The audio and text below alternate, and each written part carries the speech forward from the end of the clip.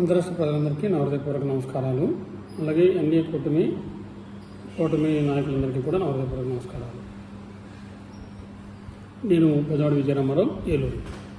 మొన్న జరిగిన సార్వత్రిక ఎన్నికలు, దానికి సంబంధించినటువంటి రిజల్ట్ సంబంధించి ఎన్డీఏ కూటమికి అత్యధికమైనటువంటి మెజార్టీ ఇచ్చినటువంటి ఆంధ్ర రాష్ట్ర ప్రజలకి నా హృదయపూర్వకమైనటువంటి కృతజ్ఞతలు తెలియజేసే కార్యక్రమం గత 4, 5, 6 తారీఖుల్లో నేను చేసిన వీడియోలను బట్టి అందరికీ నేను ప్రత్యేక ధన్యవాదాలు తెలియజేశాను.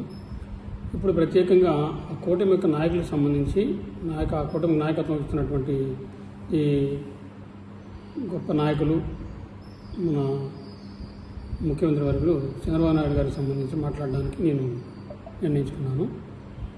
గత ప్రభుత్వం చేసినటువంటి పొరపాట్లు ఈ ప్రభుత్వంలో జరగకుండా ఉండడం కోసం ఈ కూటమి యొక్క నాయకులు చాలామంది గత నాయకుల యొక్క ప్రవర్తన బట్టి కొంత ఇబ్బందికరమైన పరిస్థితులు ఎదుర్కొన్నారు. ఆ కోపంతో ఉన్నారు. అయినప్పటికీ నేనేమంటున్నానంటే, వాళ్ళు చేసినటువంటి గవర్నమెంట్లో చేసినటువంటి నాయకులు చేసిన పొరపాట్లని మనం చేయకూడదు.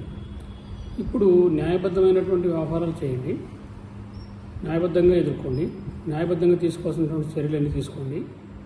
దానికి ఎలాంటి ఇబ్బంది లేదు. కాకపోతే వ్యక్తిగతంగా ఎవరిని దూషించొద్దు, దుర్భాషలాడొద్దు, అలాగని వ్యక్తిగత కక్షలకు దిగద్దు. కారణం ఏంటంటే, అదే చేస్తే గతంలో చేసిన వాళ్ళకి మన కూటమి నాయకులకి తేడా ఉంది. తెలుగుదేశం అంటే క్రమశిక్షణ కలిగిన పార్టీగా పేరుంది. ఆ పార్టీకి నాయకత్వం వహిస్తున్నటువంటి నారా చంద్రబాబు నాయుడు గారికి చెడ్డ పేరు రాకుండా ఉండడానికి, పార్టీ క్రమశిక్షణ తప్పిందని చెడ్డ పేరు రాకుండా ఉండడానికి నాయకులందరూ కూడా సమన్వయం పాటించి చక్కగా ఏ విషయంలోనైనటువంటి ఏ విధంగా ఎదుర్కోవాలో ఆ విధంగా ఎదుర్కొని కావాల్సినటువంటి న్యాయబద్ధమైన చర్యలు తీసుకోండి, కానీ వ్యక్తిగతమైన దృష్టిని దిగద్దని నా విన్నపం. కారణం ఏంటంటే, చెడ్డ పేరు వస్తుంది కూటమికి. ఆ చెడ్డ పేరుని మనం తీసుకోవద్దని, ఆ చెడ్డ పేరు వచ్చే విధంగా ప్రవర్తించొద్దని అందరికీ పేరున నాయకులందరికీ నా యొక్క విన్నపం తెలియజేసుకుంటున్నాను. నమస్కారం.